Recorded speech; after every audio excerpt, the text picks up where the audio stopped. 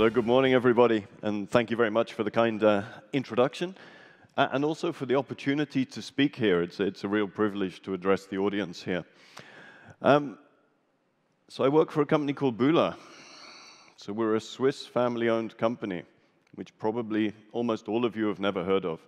So I'm going to take a few minutes to tell you who we are, what we do, why simulation is important for us. Now, the first thing to understand is we play at scale. We don't do small components, we don't do tiny niches, we play at scale. We produce the technology that provides the food every day to at least 2 billion people. Now, we're good Swiss engineers, so we're super conservative. So if I stood here and said 3 billion people, it's probably more correct. But 2 billion people, that's okay, because we're engineers, and we never commit to anything unless it's perfect. We also produce technologies that enable the movement of about 1 billion people a day. So this is all at scale. So those are two areas of business that are very strong to us, but that excludes the other things we do. So if any of you has one of these, and other brands are available, and this actually applies to the other brands as well, the color filters on the touch screen will be ground on Bühler technology. The cameras, the optics will be coated on Bühler technology. If you build a new building today and you use modern construction glass with functional coating, that will be coated on Bühler technology. So we have a very diverse and eclectic range of technologies that we drive at scale into various businesses around the world. So if you look at all these pictures, you get an understanding of what we do. So if you look at staple food processing, so if you think about it, about 80% of the world's food is rice, maize, wheat, and soybeans.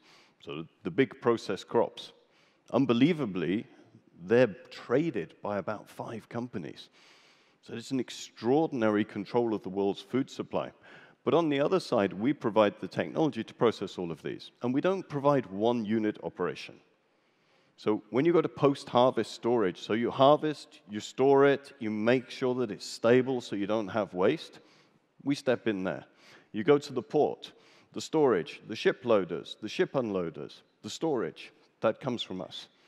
Then when you do the milling of the wheat to flour, that's us. That might be 65% of the world's solutions on wheat processing. Then bakery plants, pasta plants, snack lines, wafers, all of this comes from us. So what's very interesting is to have a company that doesn't just touch one point of the value chain, it touches multiple points of the value chain, and in some cases delivers full solutions for those. Now the beauty of that, of course, is that if you want to optimize, you have to optimize on system level. Because if you don't optimize on a system level, you optimize your single node and your point of interest in that value chain, and that is not optimizing the rest and frequently disadvantaging the rest across the value chain. So when we look at global challenges around CO2 footprint of food and food production, if you optimize each step individually, you frequently have a negative effect. And you have to get into system thinking and system optimization across value chains. So we do that for wheat, we do it for maize, we do it for soy, as I said. Chocolate. You can't come from Switzerland as a company and not talk about chocolate. So if you want to build a chocolate plant, and if any of you do, come and see me afterwards, you need to buy a building and a packaging line. Everything else comes from us. And that's for over 60% of the world's chocolate. Now, food business, very clear, we're very strong.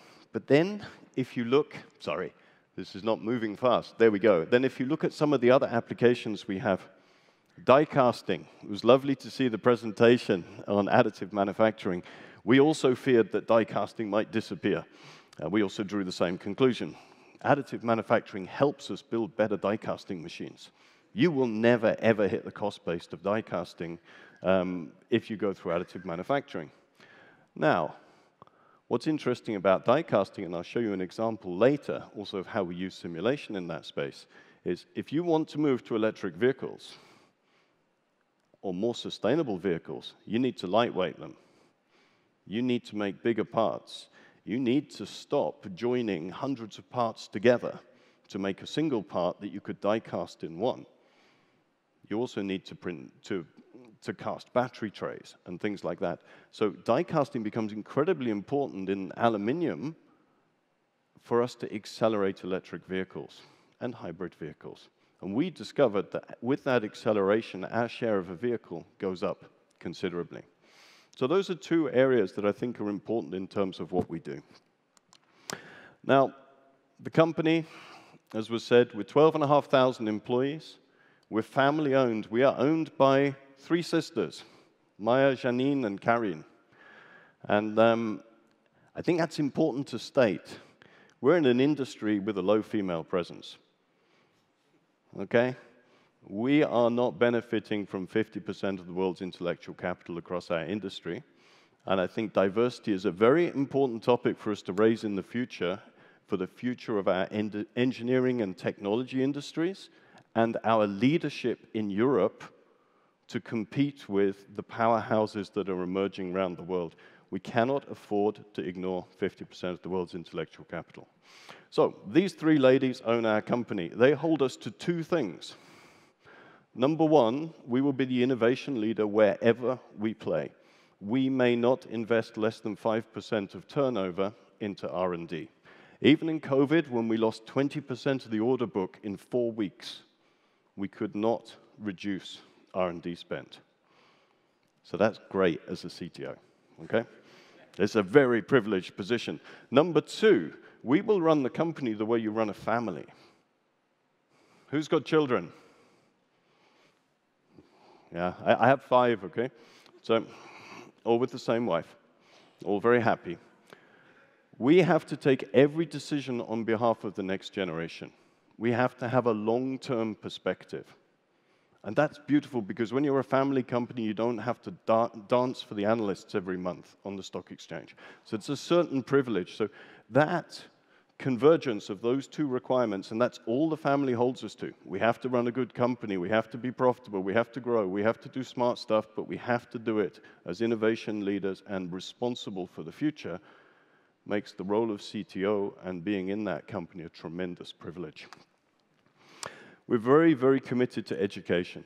I think this is something that we underestimate, and this is something the Swiss and the German apprentice programs are the envy of the world.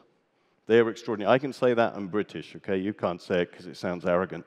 But it's the envy of the world. This program is amazing. So in our 12,500 employees, we have 600 apprentices in training at all times. And we run these programs all over the world.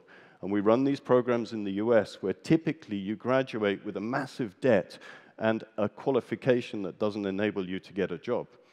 When they qualify from us, they've had a salary, they've got a technical school qualification and certificate, they have a vocational career training that enables them to work, and they have the option of whether they work for us or not.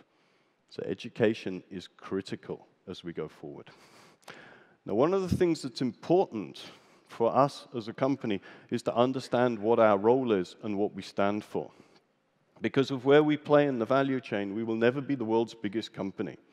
So we're never going to celebrate being 100 billion turnover.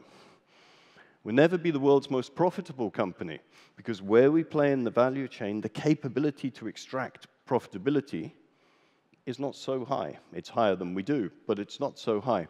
And we said, what's the best company we can become? And we said, it's very simple.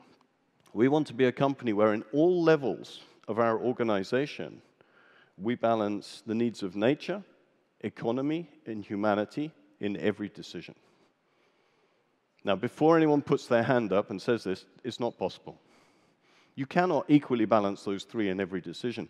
But as a behavioral guidance and philosophy, if I come down for economy on Monday, in my next decision, I am biased towards humanity. I'm biased towards nature. I have to offset decisions and natural biases that I've made earlier in the week or in previous decisions. And this is how we want to drive and guide our company. And we have clear guidelines for this, of course. Around humanity, you can imagine the impact we have on affordable nutrition. We've been building the milling industry of Africa for over a century. We train all the millers in training schools in Nairobi. We train all the cocoa processing people in Côte d'Ivoire, rice processing, sorghum processing in Nigeria. So we build schools around this. We have clear KPIs on the impact we have on nutrition globally, on education, sustainable mobility, and diversity and inclusion, which I raised earlier. On economy, it's clear. You have to make money. You have to make money. If you don't make money, how do you invest 5% in R&D? And how do you grow the company in a profitable way? Because only through growth and scale do you have the multiplication to drive impact on all the other topics. And then on nature, we have some strong commitments. And within nature, for us, we also take into account climate, and we take into account nature and biodiversity. And around climate, we have, as typical, the greenhouse gas protocol split up, scope 1 and 2, which is what we use in our operations. We will reduce by 60% by 2030. And this is expensive, and this is hard work, and this takes a hell of a lot of doing. But if we don't do that, how are we credible as a company to talk about sustainability? You don't have an option. That is a right to exist, in my view. And that's what we're doing. Now, the caveat that we have to bring in there is that is only 70,000 tons a year of CO2 equivalent. Okay, so we use CO2e as a metric just to standardize all greenhouse gas emissions. Now, that sounds a lot.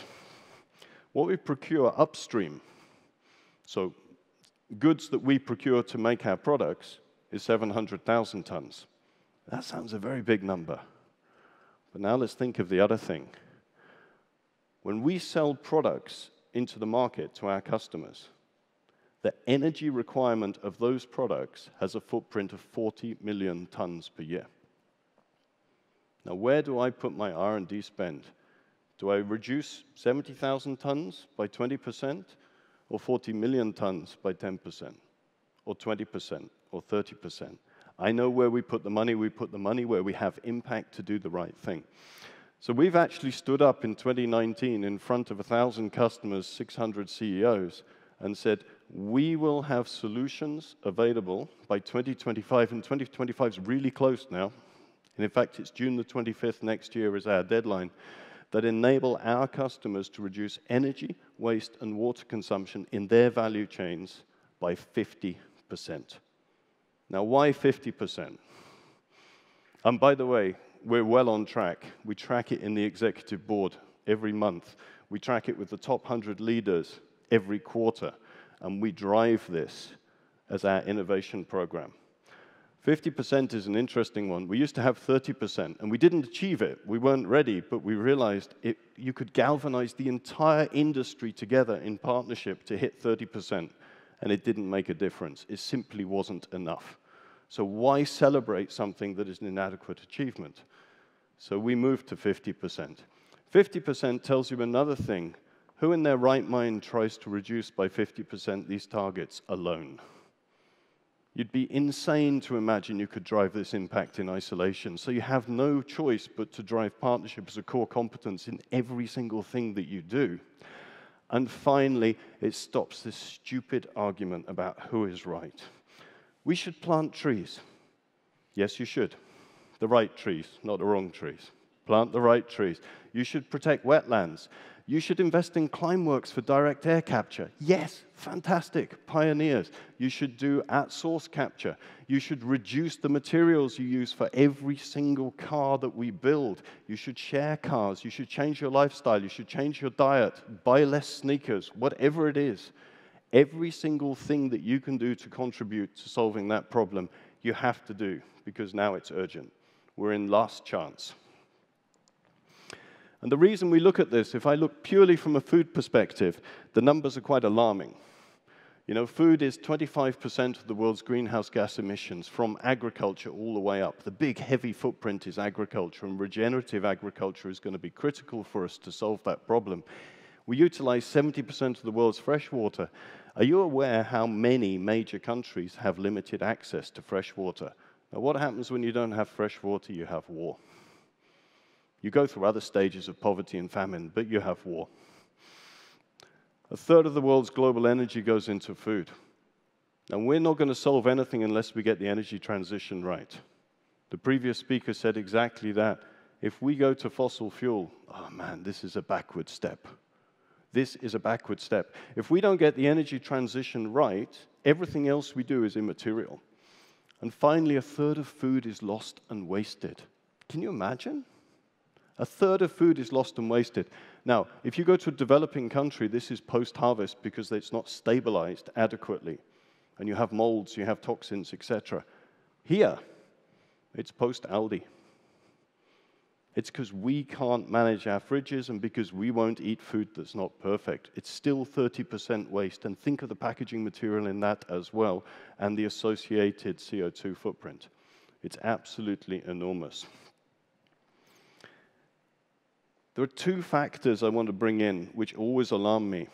I was born in 1970. Okay, so you're all good mathematicians, so I'll be 40 soon. And in 1970, we celebrated Earth Overshoot Day on the 31st of December. Who knows what Earth Overshoot Day is? Yeah? Good, a few of you. This is the day where the emissions from the planet hit the limit of the planet to sequester that carbon. Okay? It's very simple, 31st December. This year, it will be July the 25th. After July the 25th, for the rest of the year, we are in debt, doing irreparable damage to the planet. That's the legacy of my lifetime. I don't like that very much. Since 1970, we've destroyed 68% of the world's biodiversity. I don't like that either. We have a lot of work to do if we're going to think on behalf of the next generation. If you look around the economic burden of healthcare, from nutrition and malnutrition, 2.2 billion people are obese. This isn't the rich. I'm sorry, this is the poor, because the cheapest way of getting calories into your body is burger and fries. This is not the healthiest way. It is the cheapest way, and 800 million people are going hungry, and that number is going up because we have food shortages that are exacerbated by the conflicts around the world. And the Follow the Food and Land Use study says that if we're going to feed 10 billion people in 2050, now whether we do or not is irrelevant for me. We have to be ready to. We have to do that using 35% less agricultural land, and that land has to be set aside not for car parks and real estate and swimming pools. It has to be set aside for nature and biodiversity restoration, for the local economic development that that brings, and the subsequent carbon sequestration that will come with that. Now, having said all of that, we take that responsibility seriously. All of our R&D spend goes to upgrading and producing products that will tackle these problems. Why? Because it's the right thing to do, but also it's a point of differentiation in how we go to market. We're not a philanthropic organization. There are sound economic reasons for doing this. If you look at rice, rice feeds, a huge chunk of the world. This is staple food production. 780 million tons of rice processed in 2022. The greenhouse gas emissions from that, if you look at CO2 equivalents purely of processing, are massive, 38 million tons. But 20% of that rice is broken. And what happens increasingly now is that rice doesn't go into markets for the poor, it goes into ethanol production in biorefineries, okay? And bioethanol production. So it's not a great use of this. So when we want to understand how to do it, and you imagine food processing is fairly basic, it's not super high tech. I mean, we're looking at rice here. We're trying to take the brown stuff off to make it white. Why? It's a food safety consideration. So you grind it. Simple. What can you do? Well, I tell you, we build physics-based models here for rice whiteness. We're using 2 GPUs to drive this simulation. 5 million rice particles simulated to understand how do we get the brown bran off that no one wants to eat, how do we not destroy the centerpiece of it, either breaking it or taking away too much material, and how do we do this with optimal efficiency. Now imagine you can do that and reduce the brokens, getting half of the 20% back into the food value chain. This is an enormous, enormous impact, and this allows us to improve the control systems on this, such that we can get more food directly back to the people who need it. Thermal processes are the biggest drain on the footprint of industry. So typically it's about 50% of the footprint, CO2 footprint you'll see in the processing contribution to any value chain. So if you look at paddy drying, where you take the rice and you dry it, optimizing this is important. Now, you can all look at me and say, I would never dry it like this. I agree. But I have a time constraint. I cannot rely on a capital goods investment cycle to drive sufficient change across the world on a time frame that gives us a hope in hell of reducing or maintaining global warming under 2 degrees. We have to act very quickly, and we have to look at the global installed base and have an impact on that quickly. So here, we look at all the airflow simulation. We try and understand how we can reduce the energy consumption of all these dryers that are installed around the world, and their simulation is very important. And the next example I wanted to talk about is one that always entertains people. If we all switch our diets and become vegan, we've solved the CO2 footprint of the food system, okay? But we're not going to do it. Some people will, and I admire them greatly, but globally, meat consumption is increasing. Meat consumption scales with GDP and population. And that's just the rule of the game, and people want access to protein. So we said, how do we drop the CO2 footprint of meat? Now, one of the very cool ways of doing it is through insects. If I feed insects to chicken or to fish, this is as nature intended, but I can feed insects with high-value side streams from food and agriculture, and the conversion of insect protein into animal protein is highly, highly efficient. I can drop the CO2 footprint of chicken and fish down towards these plant-based meat substitutes. So that's a fantastic step forward. The question is, how do you do it industrially at scale such that you deliver sufficient volume that you can switch an entire industry to adopt a new type of feedstock? And here we build insect processing plants, 80,000 tons a year of feedstock coming in to produce 10,000 tons of protein. And we've been doing this for a little while. But one of the things that's typically important here, as with all industries, is this little circular picture here that we have. How do I get the larvae that come in and they're about this big, a couple of millimeters long, how do I get them up to 12 or 14 millimeters and fat in the shortest period of time? Why is that important? Because that drives the economics of the entire business. How do I do that? Well, I need to understand exactly where they are. I need to understand the humidity, the airflow, the feed conditions. I need to understand the heat they generate as they metabolize. And if we can do that, and this is what we've been doing with a whole range of different simulations and working with CADFEM closely on building digital sensors for moisture and temperature control to optimize this further, you take the growth period down by 50%. And then the economics work to be competitive in the feed industry. And then we can drop the CO2 footprint of fish and chicken, and we can reduce significantly the need for wild catch for fish meal from the oceans that are decimating the ocean stocks today. The last example I wanted to talk about was cars, because it comes back a little bit to what we've seen this morning. Now, I have to confess, if I can not own a car, I'm a happier person, right? So I'm afraid I don't share the passion for vehicles. I would very happily remove them all from the planet. But I can't do that. It's not up to me. So Elon Musk did us all a big favor. You can argue about him many, many ways. But he said something very clever. He said, if I have a little corgi car that I can stamp in one piece, why can't I make a car like that? And this triggered a whole load of action towards megacasting. And megacasting is building enormous die casting machines and creating parts of 1,000 kilo plus. Why do you do it? Because again, if I can create a car in 50 pieces instead of thousands, Every single join that we have, I can take material out. I can lightweight it. I can increase the range. This is tremendous. This is a huge step forward. But just to give you a feeling, you also drop massively the CO2 footprint. 10%, 20% of a vehicle just from that lightweighting contribution. And in countries that don't rely on fossil fuel, you have a very, very good pathway to dropping the CO2 footprint of automotive. Now, I mean, the guys gave me a few numbers.